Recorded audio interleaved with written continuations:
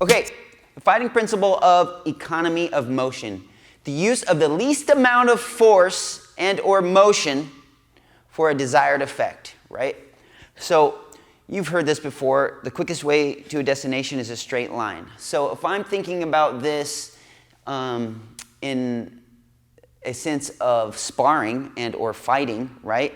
Why do I have to wing back to get to this? Why do I have to use this that's way over here to punch? Why do I have to step way out of range to then get back into range? That's not what you want to do. You want to think about the quickest way. One thing I like to think about is the closest weapon to the closest target, right?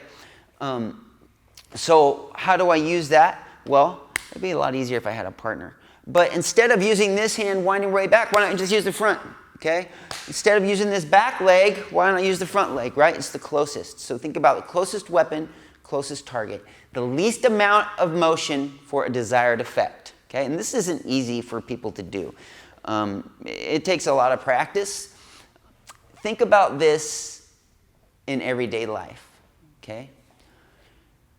You see this with people with work. Some of us have to spend 60 hours a week making shit pay to make, enough to live off of. Some of us work a good 15-hour work week just to get by, right? You can take the 101 to California. That's a fun ride. I get a little motion sickness. Takes a long time. Or you take the I-5. Whew, right down to where you're going. So, economy of motion. And this is something to think about if you have any goals or anything like that, right?